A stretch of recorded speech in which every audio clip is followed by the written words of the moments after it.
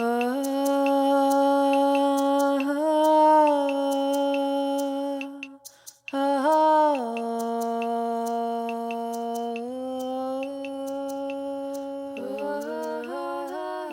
right, everybody, welcome to Sungrown Stories. I'm super excited. Tonight we have Megan Bauer. I think I'm saying your last name correctly. I'm pronouncing it phonetically.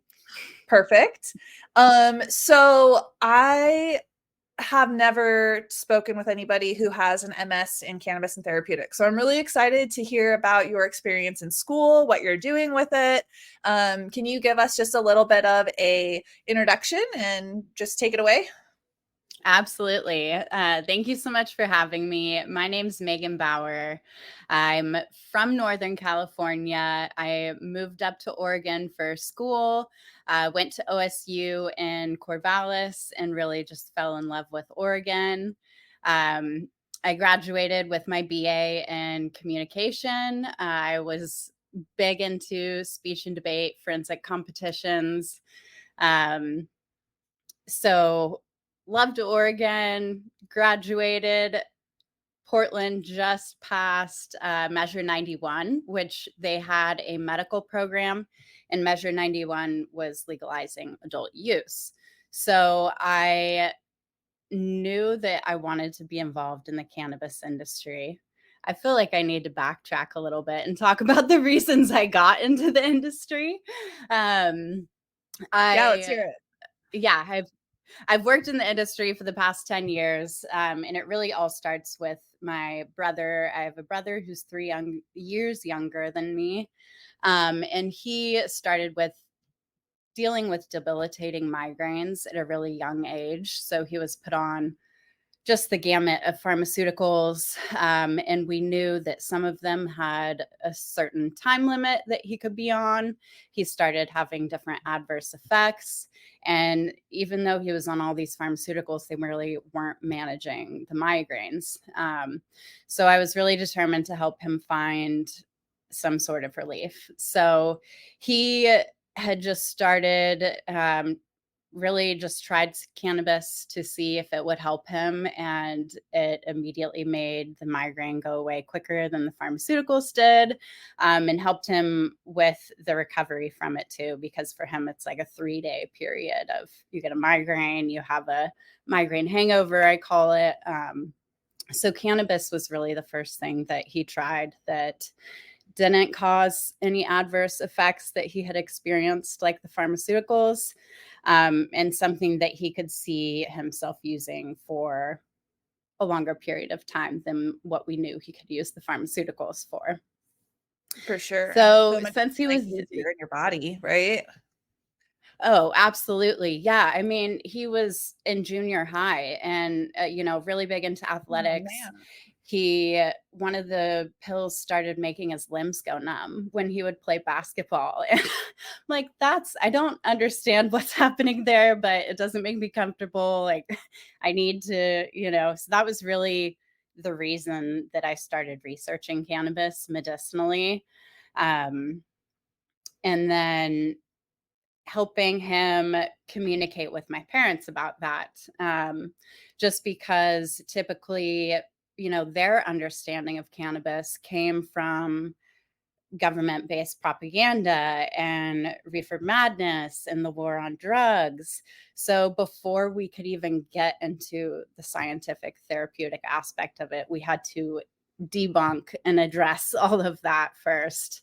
So really just a lot of conversations, presenting the findings that we did have, and documentaries were a great thing that really just helped them seeing like, wow, this Charlotte's Web, this girl is taking a CBD tincture for seizures and she's, not experiencing the adverse effects she did from pharmaceuticals. And so really just normalizing that for them. And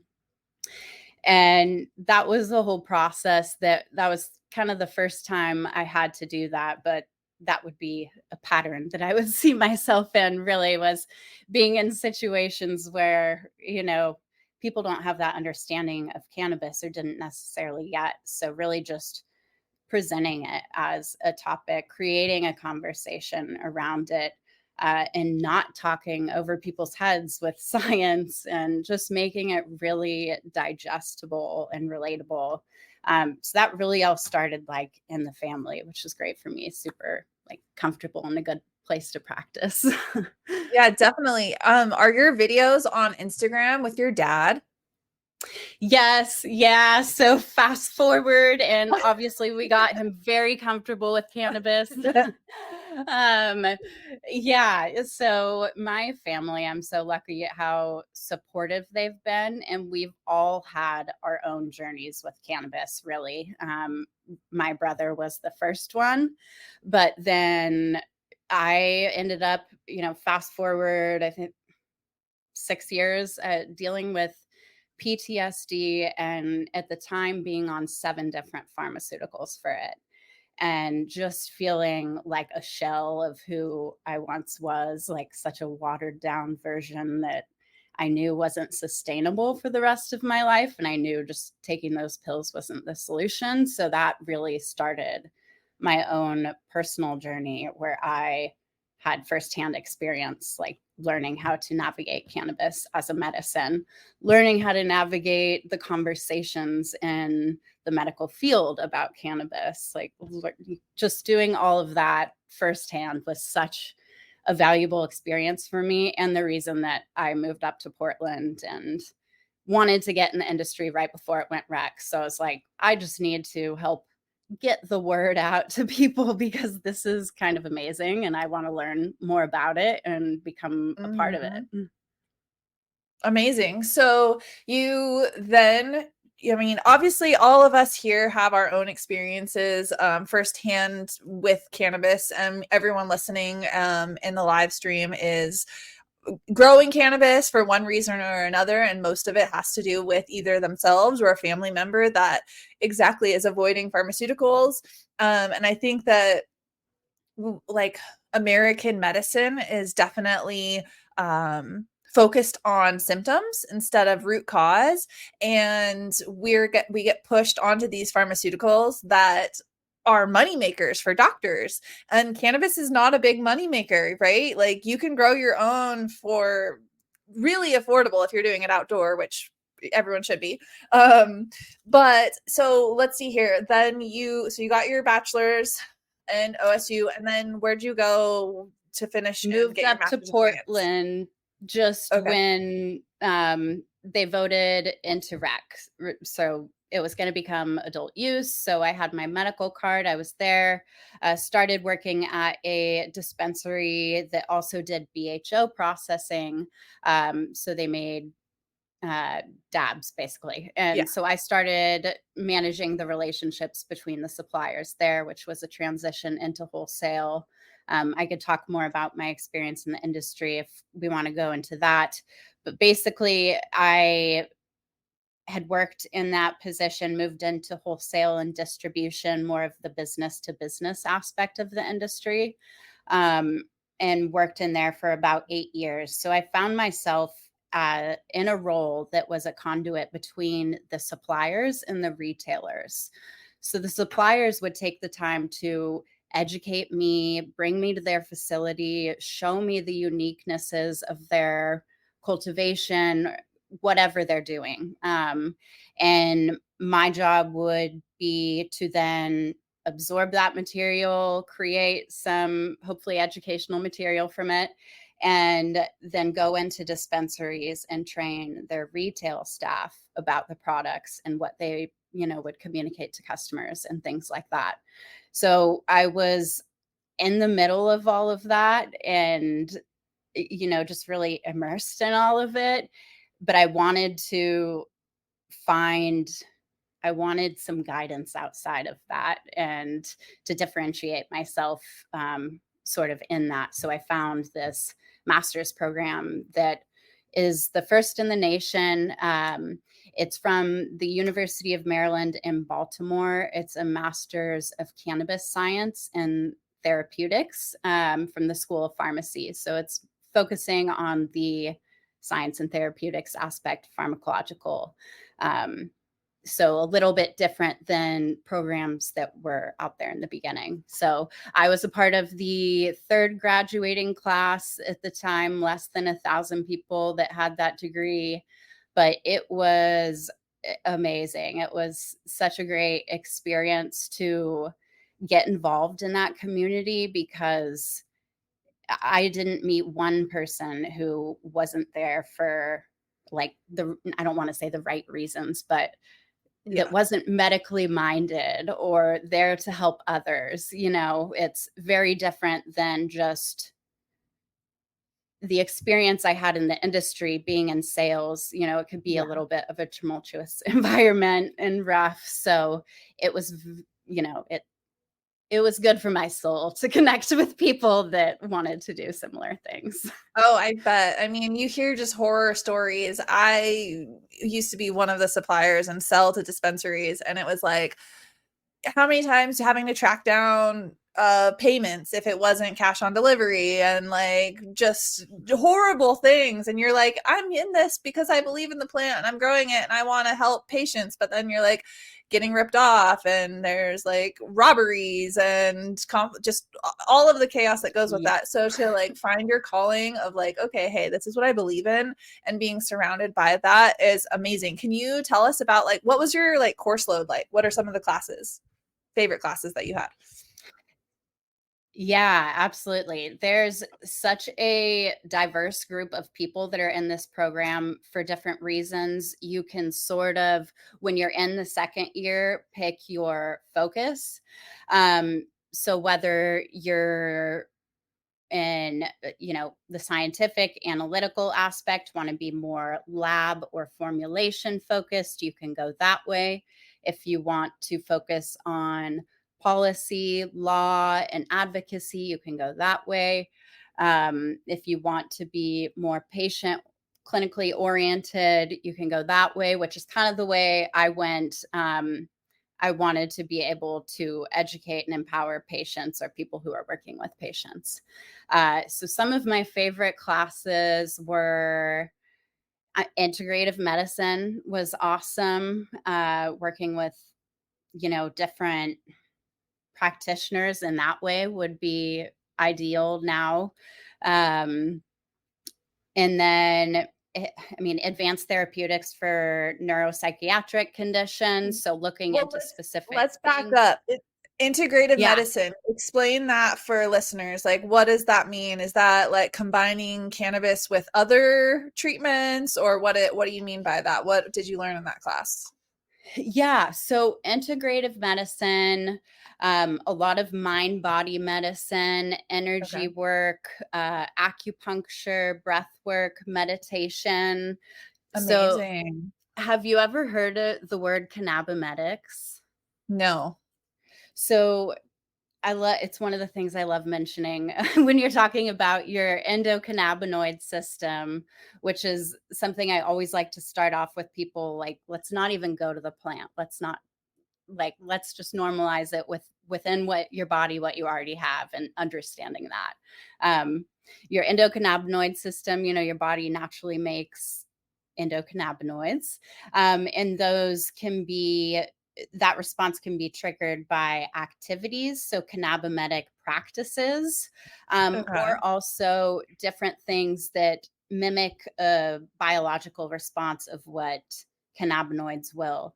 So cacao and truffles are both like have cannabimetic Okay. compounds. They're going to produce the same effect that like anandamide does, the endocannabinoid known as the bliss molecule.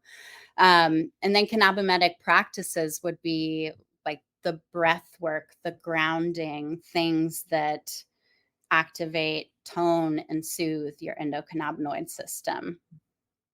Amazing. Wow. What a wonderful class. So it was holistic health. It was integrating mind, body, spirit, basically to activate the endocannabinoid system. That Wow. class was, which was why it was one of my favorites. But there's a lot of just like heavy science. And so that was a great introduction to me for that. Yeah. I had worked in like looking at what you do and everything, that it's amazing. And I have so much like respect for what you do working with the plants and stuff. And that's something that when I got into sales, I was like, all right, I need to get in the garden because I need to know what's going on and to be able to talk about, why this plant turned out the way it did or what we're doing differently to, have our uniqueness as a organic living soil cultivation. So like really getting my hands in there was a great way to learn about talking about the plant in that way. So do you grow then?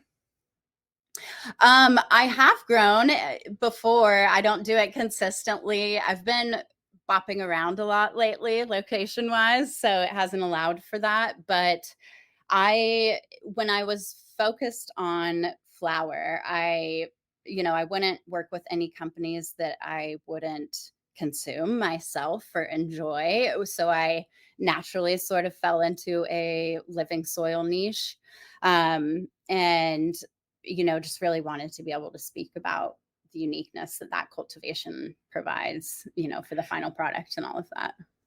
For sure. Have you seen the study released by Columbia last year on the comparison of secondary metabolites in synthetically grown compared to organic outdoor? No, but that sounds Okay, I will very send it to you. interesting. I should have sent it to you before. It's amazing. It's showing Wow. just like how similar to what you're explaining with this integrative medicine of like the things that we can do to activate cannabinoids within or endocannabinoids within us. You can Yeah. do this with plants outdoors, basically by stimulating them through diversity, whether it's communication with other plants or Yeah. stress from the environment, microorganisms, different, just even just having this full spectrum of the sun and all of the rays, UVA, UVB. And they're showing like, even though like a much more diverse array of secondary metabolites, whereas like indoor may have higher levels of like a smaller like population of them. So it was really, really cool to see that, like the science behind it, because you can scream from the top of the roof saying like organic and living soil, but to have the scientific validity behind that and like the reasons for why we do the things that we're doing and we're so passionate about it. So you should definitely, I'll send it to you. Yeah. But okay, so now that you have your degree, what was your plan like when you were, obviously you have the personal, your brother, yourself. I mean, for you specifically though, actually, before we move to that, what do you Yeah. use cannabis for? Oh, everything. I try to use Exactly. cannabis for as much as I can. I mean, it breaks my heart to see that like some people are just introduced to cannabis when it like becomes their last resort. Like I would just love to let people know that it's an option before then. And yeah, so I try to use cannabis for as much as I can. Like I said, at one time I was dealing with PTSD on 7 different Oh, pharmaceuticals, and yep, I was yep. able to get off of all of those through not just cannabis. I'm not going to act like that fixed everything, but cannabis, mind body practices, lifestyle, and diet. Like diet, exercise, huge, which Oh my also God, interacts yes. with your endocannabinoid system. Yeah.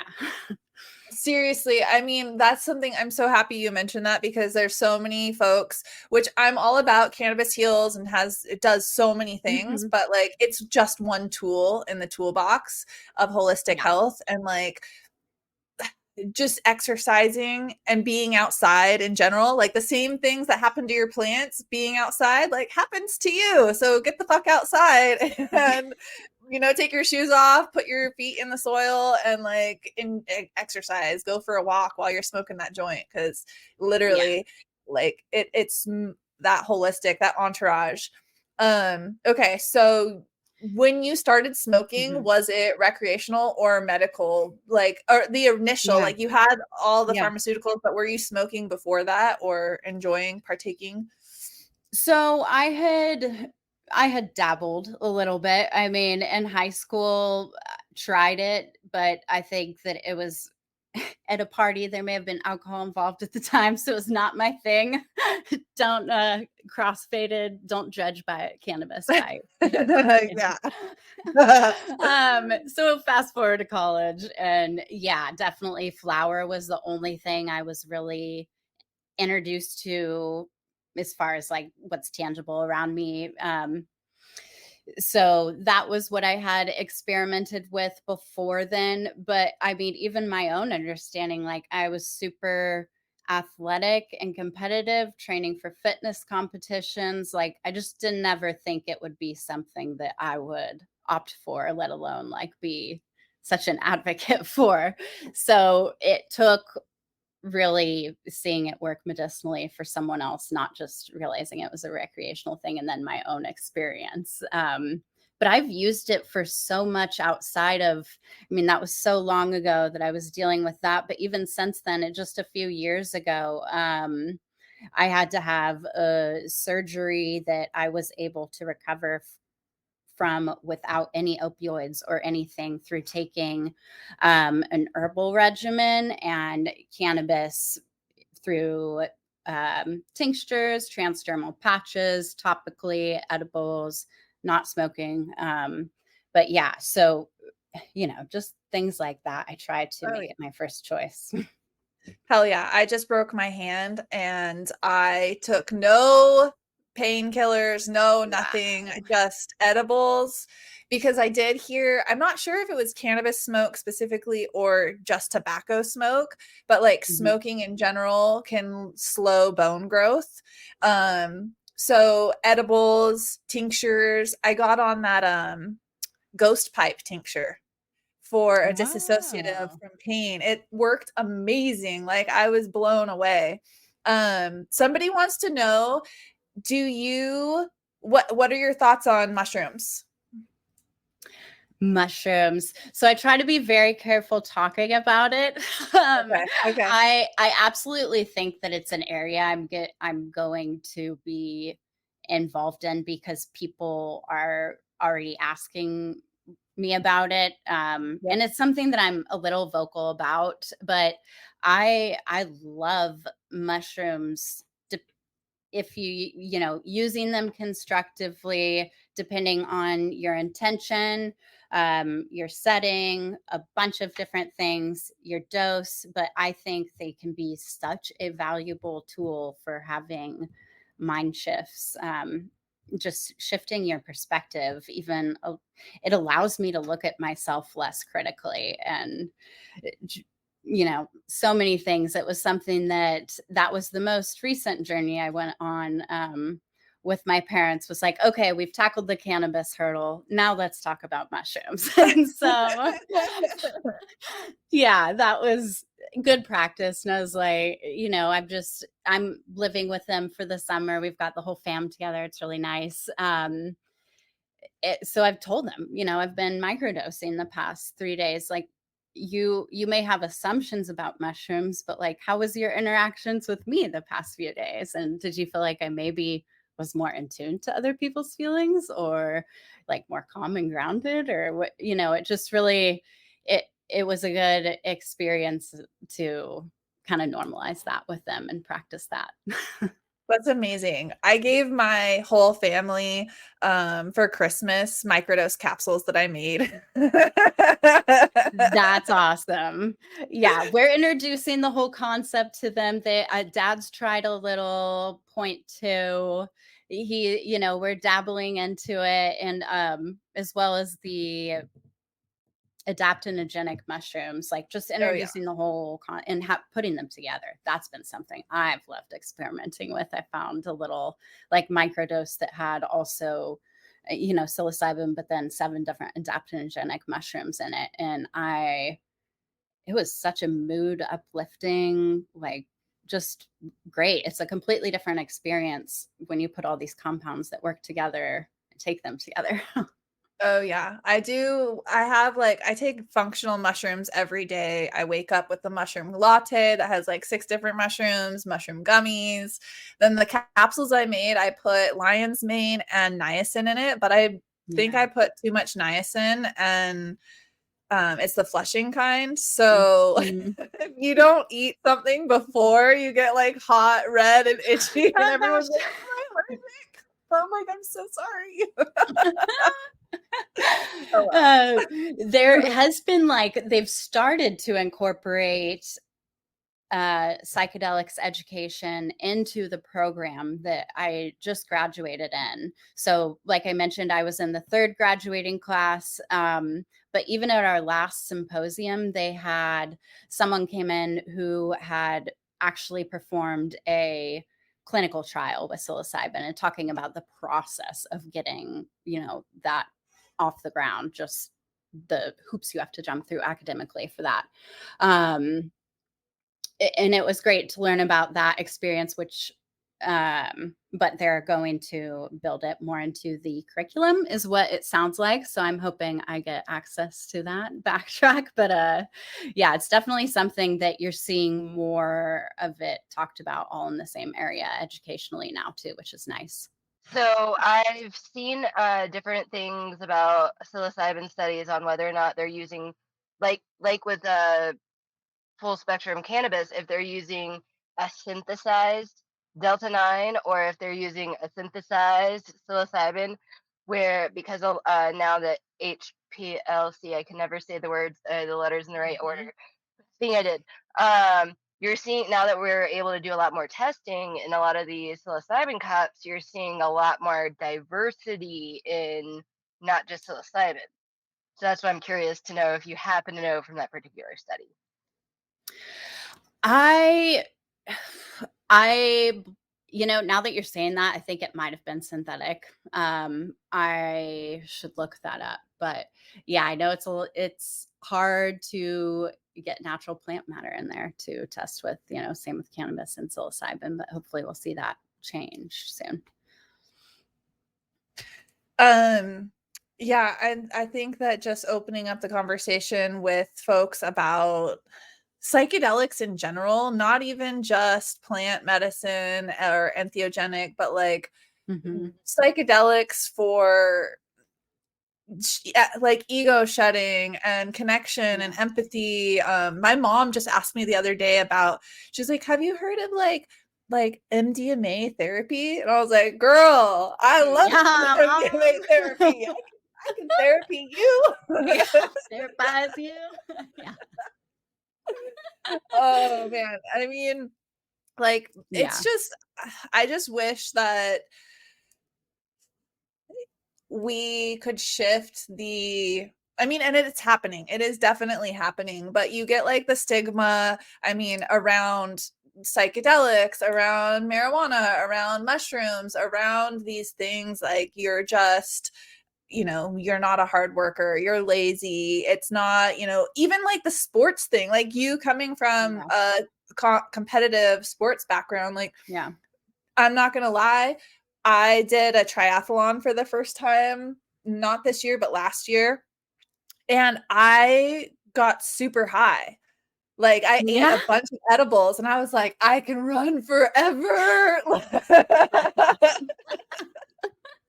And then your body naturally started producing that anandamide, the bliss molecule, after 30 minutes of running. So you were just all synergistically working together.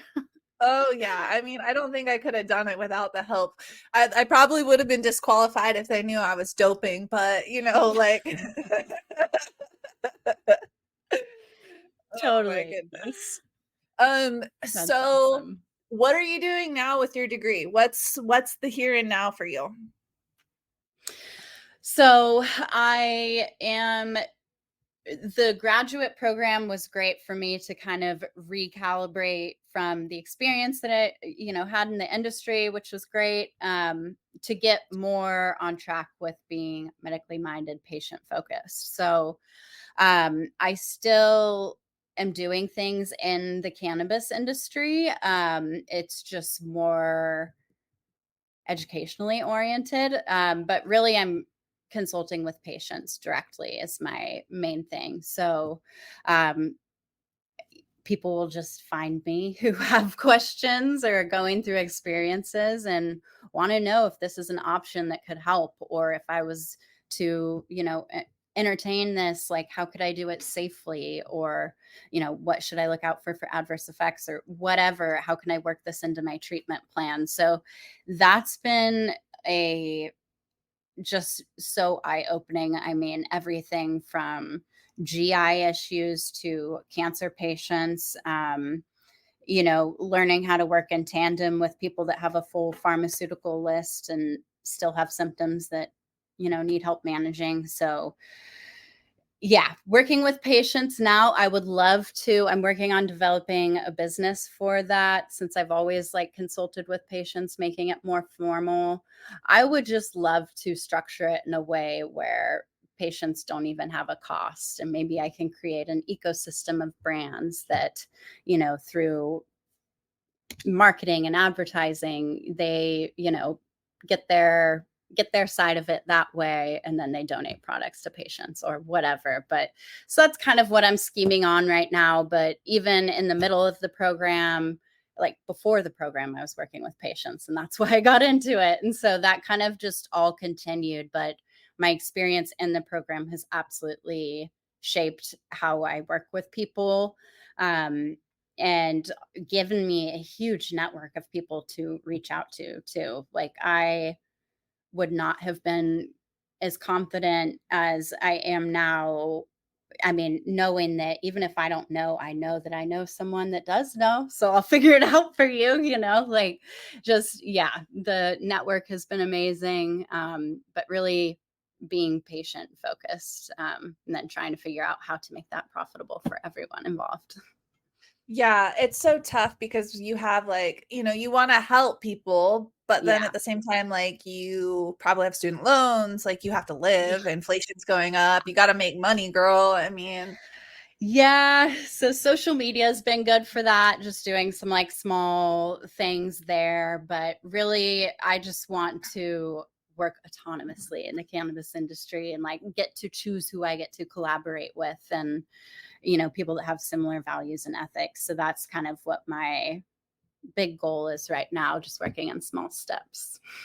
okay, so you're basically able to just leverage your following on social media to basically pay for your patient advocacy work right now. Yeah, and I'm just trying to structure it more formally. But I have, partner. I'm in Northern California right now. Majority of my experience is in Oregon.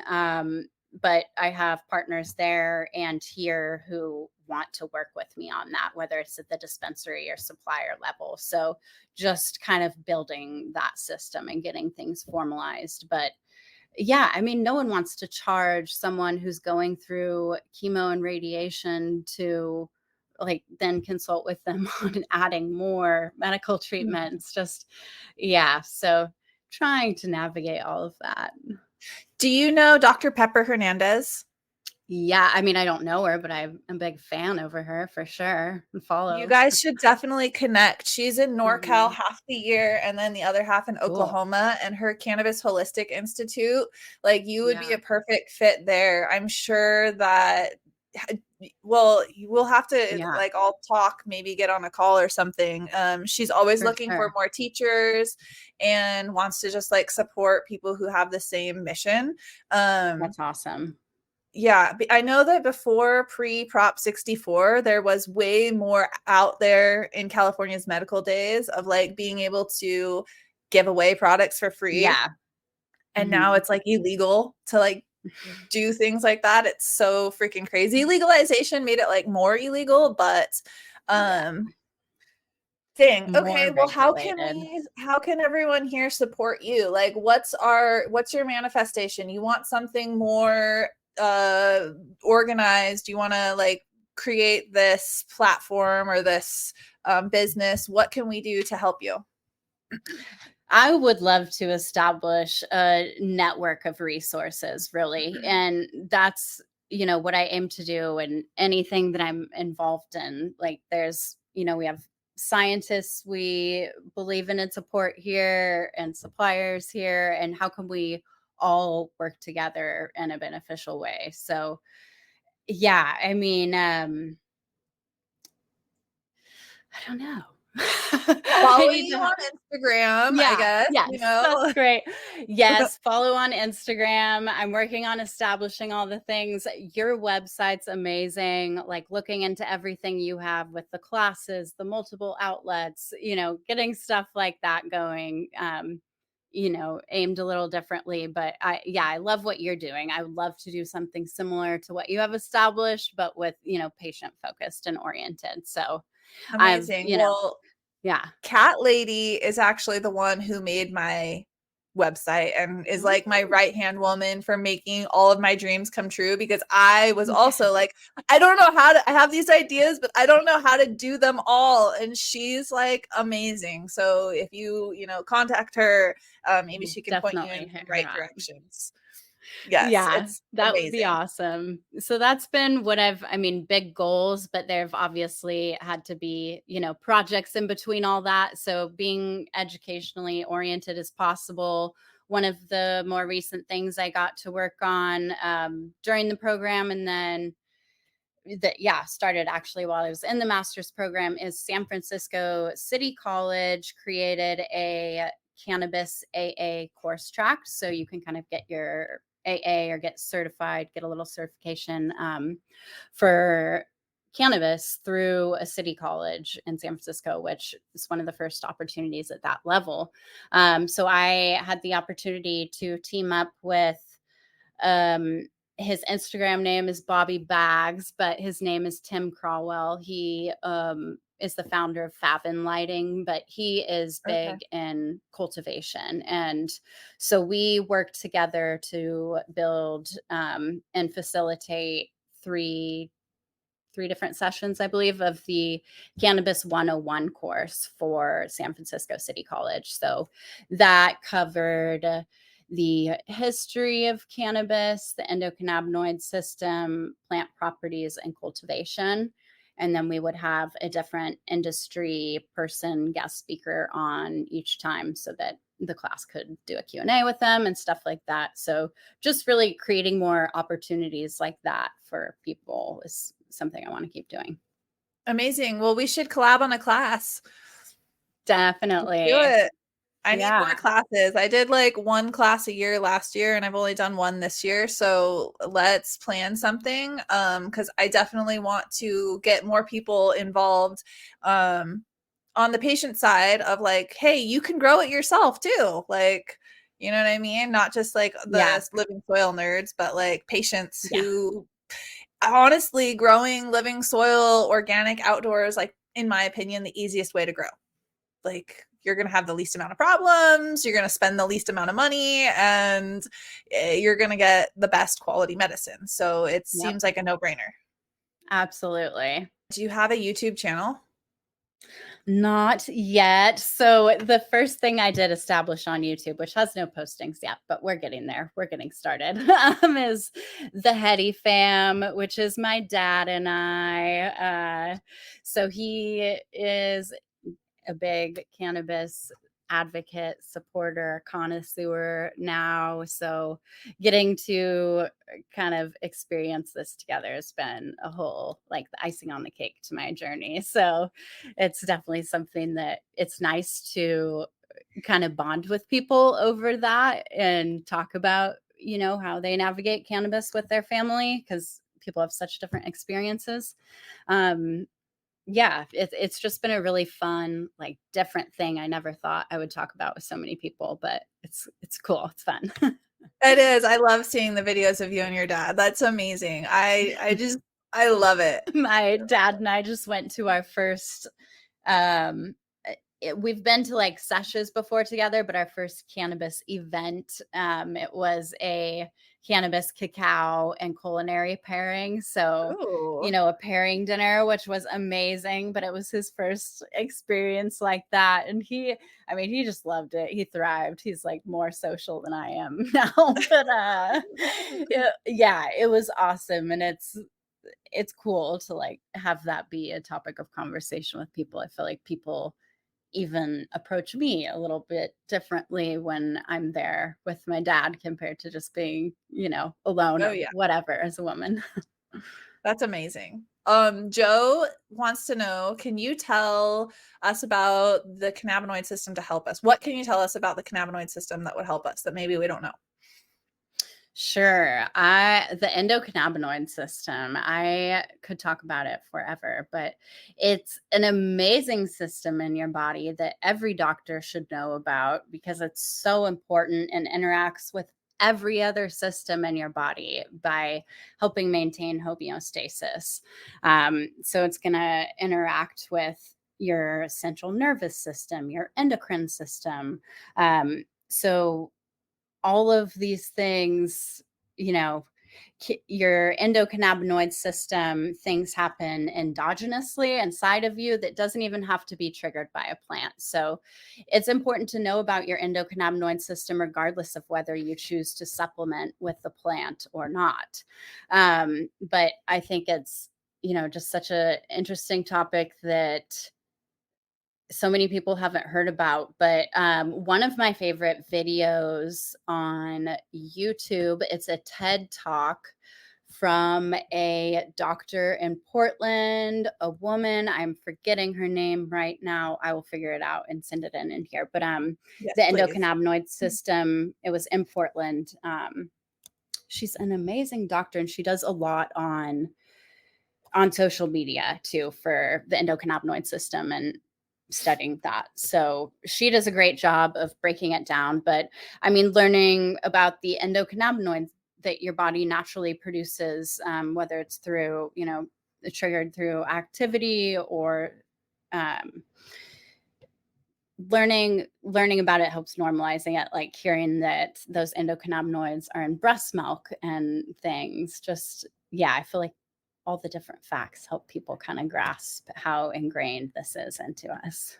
Yeah, it's crazy to me when I took anatomy physiology. I mean, that was a long time ago, but like they don't mention endocannabinoid system. You learn about all these different systems in your body, but you don't learn about that. And then when I was talking to my doctor, like while I was pregnant with my son, and like discussing cannabis use and like cannabis use while breastfeeding, and like they never said, oh, you produce endocannabinoid, like you're producing natural in your breast milk. And I'm like, yeah, I fought with myself because I have used cannabis regularly, medicinally and recreationally since I was like 16 years old. And I went like cold turkey for 2 years because I was so torn between like what my doctor was telling me and wanting to just have like a perfect, do everything I possibly could for my son. And like now doing like looking back on it and the information that I have now, I would definitely have smoked while I was pregnant and while I was breastfeeding because they gave me like prescription medication for like hyperemesis or like throwing up, like just all day. And it would have been like so much healthier and better. What's up? I did look it up though. The endocannab and fact check me here, but for the basic Google search, it was the endocannabinoid system was only discovered and maybe accepted in 1988, which was the year before I was born. So in terms of getting the knowledge out there and getting it accepted, I mean, that's what 40, almost 50 years, but still in medicine, I feel like it's entirely too slow. So it is. Yeah, definitely. I mean, it's just like, plants need silica. It's an essential element, but they discovered that in like the late 80s or the same thing or 70s. And we're only now starting to see potting mixes incorporate silica and nutrient lines in the last 5-10 years. It's pretty silly. We've got a lot to incorporate. You can discover something and there can be peer reviews, but like getting it out there to the public is so important. Educating, and that's what you're doing. You're just doing it on all different aspects. There's one more question. Let's see here. Ruth, was the woman that you were talking about Ruth Ross or Rachel Knox? Rachel Knox. Yes, thank you. Yeah, Rachel Knox has a practice. She has resources online. She's definitely someone that I would follow for more educational content. But I just love her video, her TED talk of going into the endocannabinoid system. She makes it really digestible and easy to understand. Okay, that's the link, everybody. Before we wrap this up, we've got a few more minutes. Let's post any questions you have for Megan in the chat before we go. And while we're waiting for questions. What's your any parting advice or life tip or anything that you want to share?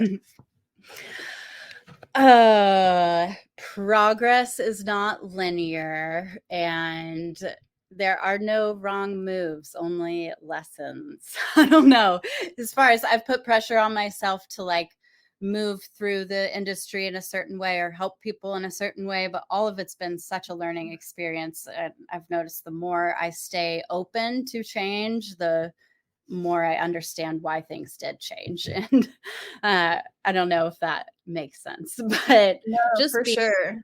open and adaptable, because this industry it really truly is in its infancy. It's going to continue to grow and establish. We're just at the base of it. But then, I mean, even medicinally too, scientifically, we do have a lot of backing on it, but we also are still discovering new compounds and, things daily. So I just think one of the main things I took away from my program is that I'm going to be a student for life of this because of how rapidly it is unfolding and changing, not only, the industry, but our understanding of the plant and synthetics and how they can be applied and things like that. So committing to be a student of life, I guess, would be my advice. I love it.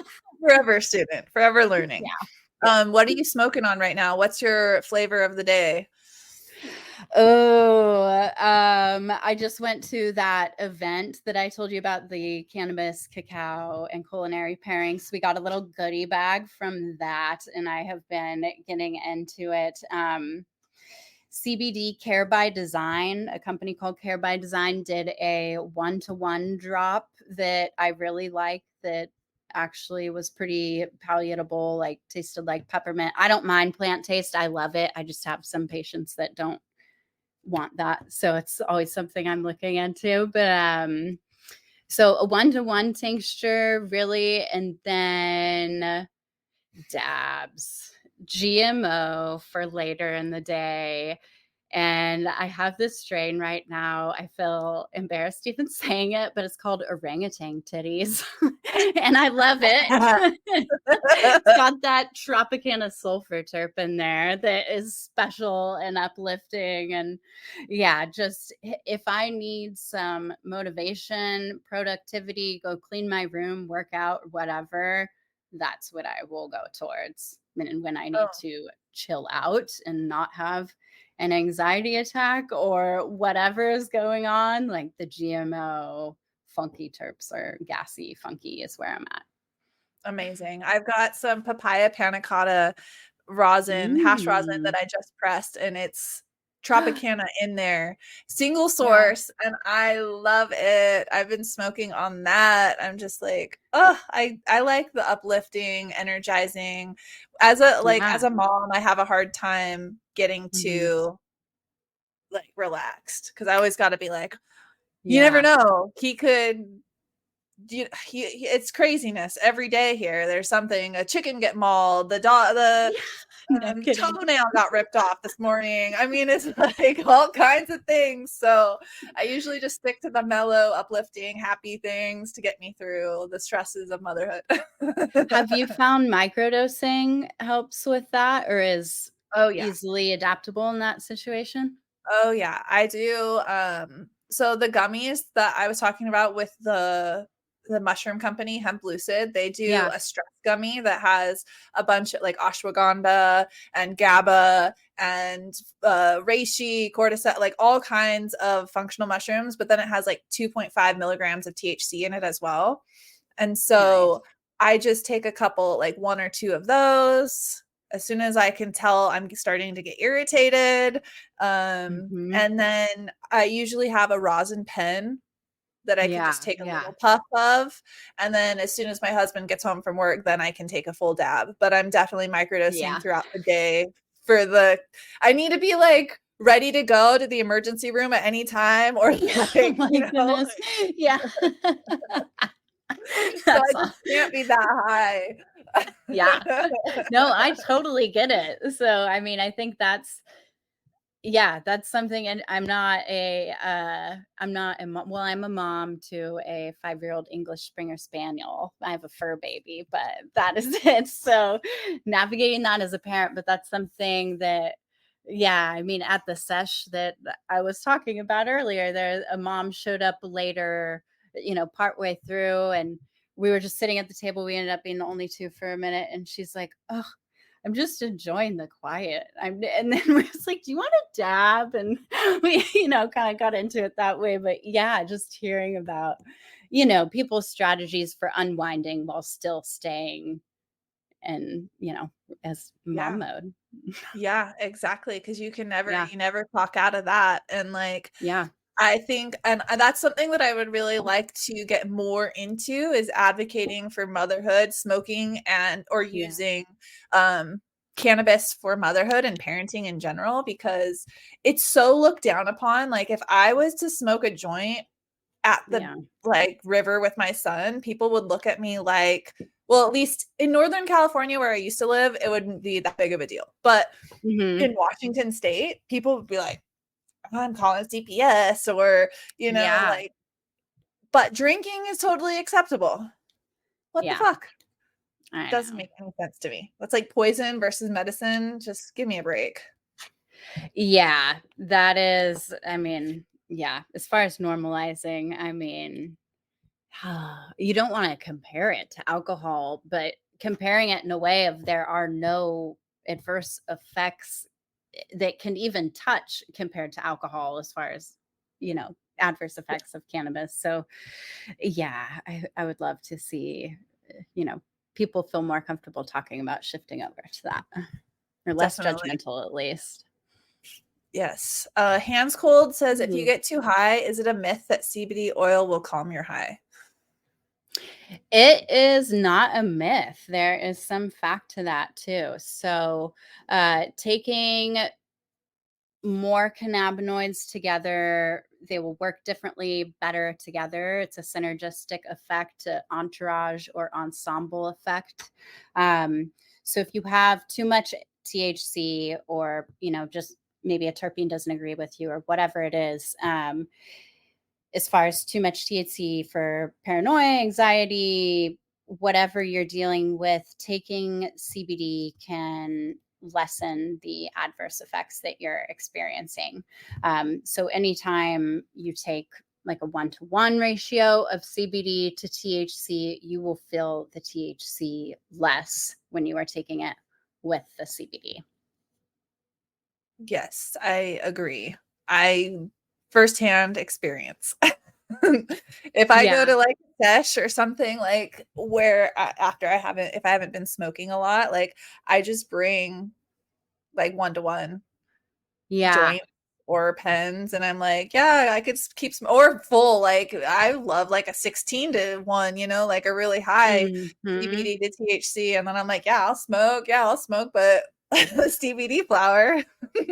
High CBD is so blissful. It's like an experience like no other that, I mean, not being afraid of THC and taking some in there so that it can work. But yeah, I mean, I think that CBD is a great gateway to get people open to trying. It's, worked with some older patients that I've worked with and things like that.